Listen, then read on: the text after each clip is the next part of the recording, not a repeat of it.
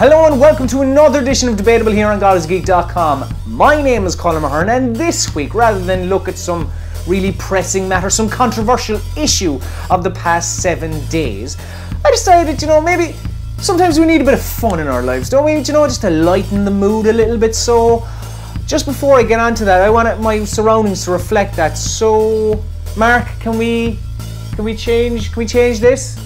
Terrific, yeah, a bit more fun, like it. And music-wise, can we maybe, lighten that up a little bit, maybe kind of something circusy, carnival-y type of deal? Terrific, yeah, very good, like that. Because, yeah, E3 is happening very, very, very soon. The biggest showcase yearly in video games. And I wanted to look back at all the lols and the bans that have happened throughout the years. Now, granted, mainly unintentional lols and bans, and I wanted to compile them in a lovely top 5 list of lols and bans that have happened at E3 throughout history. So please do enjoy.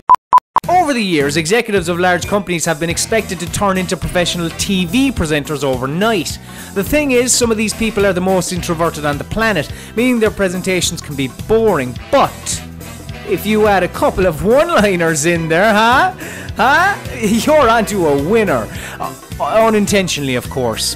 Broadcasters extraordinaire, these people are not, except for Reggie Fils-Aimé, totes-ofs. Now, there's been plenty of unintentionally funny moments at E3, such as Battlefield 4 failing to run at last year's event and leaving EA's Patrick Soderlund in a very awkward situation, Kaz Hirai trying his hardest to sell Ridge Racer on the PSP with the hearty shout of the game's name, and DJ Ravi Drums giving it his all on the virtual kit Wii Music placed in front of him. Just look at him go. So let's not piss around anymore. Let's start this list with a big explosion noise or something. Yeah! Ah yes, there was a time when Activision would join the likes of Nintendo in having a press briefing to showcase their upcoming software, believe it or not. In 2007, they had the fella from Scream and apparently a comedian, Jamie Kennedy, host their show, and from start to finish, it was a fucking shambles. Looking like he was on a 4-day bender, and probably on day number 5, Kennedy's stint as MC went from bad to worse with such zingers as I see some virgins in the audience. Virgins? There's so many virgins in here. Richard Branson is doing this event. Alright. That side got that joke. And producing the first game, Tony Hawk's Proving Ground. Let's welcome the developer of this game from Neversoft, which, wasn't that the first name for Viagra? I don't. Thank you. It's getting around now. Yeah! Thankfully, Game Trailer spliced together a wonderful YouTube clip with all the best parts, including one moment where Jamie gets served by one English developer. I just want to get this you're English? I am. And you guys know he's English? I enunciate. You do? So I was wondering if I could just do the whole interview with Ozzy Osbourne. Absolutely. All right. Aren't you doing that already? No.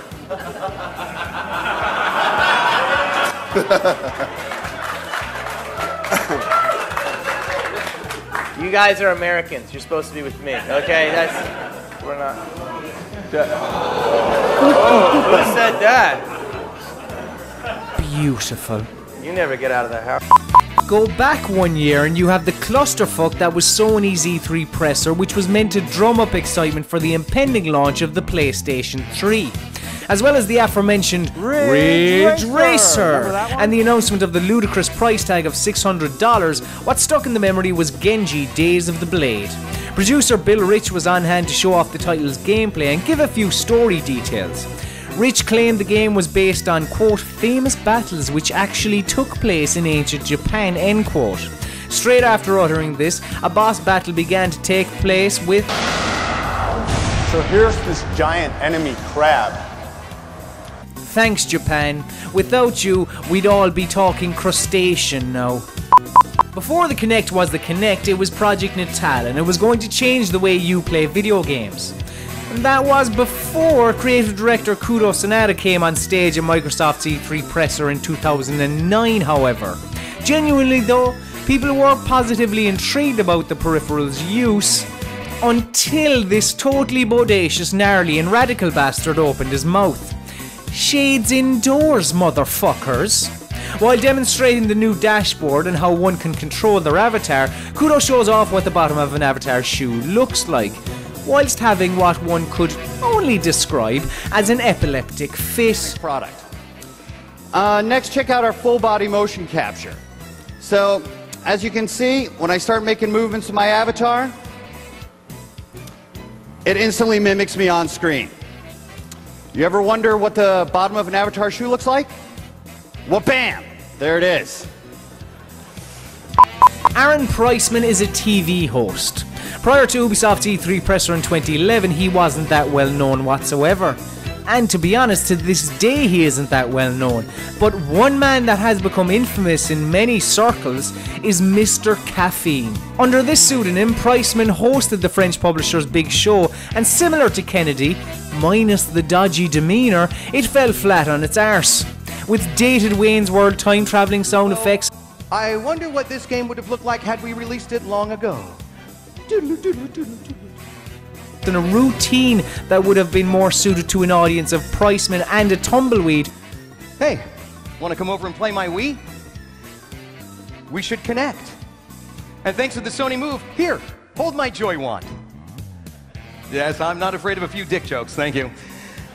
The most delightful thing on the show was his pronunciation of a very famous fiction author's name. Tom Clancy's Ghost Recon. Tom Clancy's Ghost Recon Future Soldier. Clancy's. The Clancy's would be proud.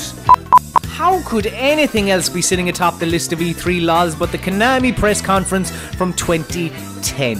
Yes, this E3 presser was horrendous. There are many highlights from this particular showing, such as getting luchadors to start slapping each other, bad dancing, and one moment highlighted by YouTube user Dartbeat right here. While pushing the envelope of what Silent Hill has been known for.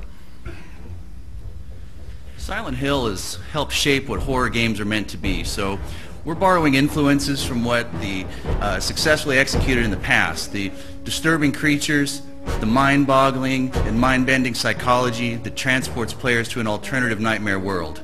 And in the process, we're evolving our core combat in a logical direction. Creepy as fuck. But the winner is 99 Nights 2 and lead producer Tak Fuji. Fuji depends on pointing at the screen, which displays the game's name like a professional wrestler going to WrestleMania, saying the word extreme a few times.